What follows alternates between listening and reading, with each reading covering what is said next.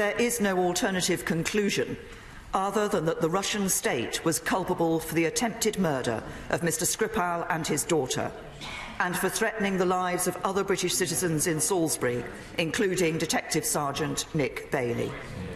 This represents an unlawful use of force by the Russian state against the United Kingdom. UK Prime Minister Theresa May, speaking after Moscow ignored a midnight deadline to explain how a nerve agent developed by Russia was used in an attack on an ex-Russian spy and his daughter in London. May took a hard line on the issue, saying the 23 Russian diplomats have 1 week to leave the country. The UK cancelled all high-level bilateral contacts with Russia. May also vowed to impose sanctions and cancelled an invitation for the Russian foreign minister to visit. Additionally, British ministers and members of the royal family will not attend the World Cup in Russia this summer. Let's bring in associate editor at Commentary Magazine, Noah Rothman. What do you think? Well, first of all, it's quite galling that Moscow thinks that it can get away with this and dismiss it. But then what should the United States' response be?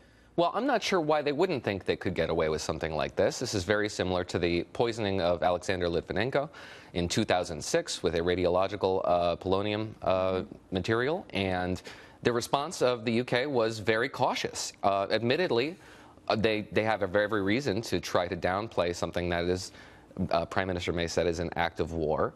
But now we're not being very coy at all about this. The crisis with Russia has been a slow-motion disaster that we've been trying to manage for the last decade. And we're getting very close to a dangerous place. In 2014, they downed a civilian airliner. 2015, a warplane invaded NATO airspace and was shot down. Now we have an attack on sovereign British soil using WMD. It's being called an act of war in words that are not exactly as plain as that.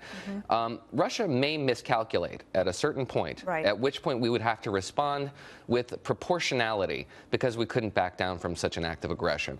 That's why this is such a dangerous power. It's not because Russia's a peer competitor. It's not. It's because it has a closing window, it's a declining power, and it's acting very aggressively, and we need to respond in kind. Right. They would. I mean, they're not going to. If there is not a reciprocal response or like a proportional response, then I think that they will obviously just keep doing it and worse. Right. They call it deterrence for a reason. We need to deter these acts of aggression by making very plain. And who knows what they're thinking about doing to one of the Baltic countries. I mean, that is also a very real concern. While I have you here, if we can get to two other issues, and that is we had, Syria just continues to be a horrible problem. Assad is still there. And listen to what our general just said. The use of nerve agents as a weapon under any... Is it too strong a statement to say that with Russia and Iran's help, Assad has won the civil war in Syria? I don't think that is too strong of a statement. I think they have provided him the wherewithal to be ascendant at this point. I think that's actually very big news, that Assad, that our stated policy was that he had to go. Now, one of our generals is testifying in Congress saying, actually, he's in a position now to declare that he has won the civil war in Syria. Yeah, it's been our unstated policy to say, essentially, that Assad can rule this rump state that he now controls. But we have ceded territory in Syria to Iran, to Russia, to Turkey. It is now a great power contest, and we have deployments there in order to try to deter action against our allies on the ground, the Kurdish fighters and what have you. But we're going to be there for the foreseeable future. I can't say that this seems like a grim assessment, considering that Mr. Assad is going to be in place in whatever portion of this country he controls. But there's a de facto partition of this country. We're in control of parts of it. Russia and Iran are in control of parts of it. And that's going to be there for the foreseeable future. So to the extent that Assad has won this civil war, it's sort of a Pyrrhic victory. Well, and also we still have, just 3 weeks ago, we had a situation where American forces responded and ended up basically obliterating Russian missionaries.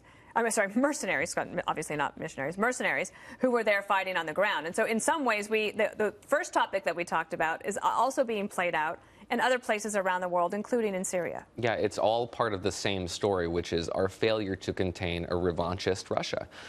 We invited them in 2013 to mitigate the crisis in Syria using chemical weapons. They did not resolve that crisis. They used it as a reason to invade in 2015, to intervene in that conflict. And now we are all in this theater shooting at each other's proxies without very many mechanisms to de-escalate a conflict should it arise. It's an extremely dangerous situation. It shouldn't have been been allowed to metastasize like it has been.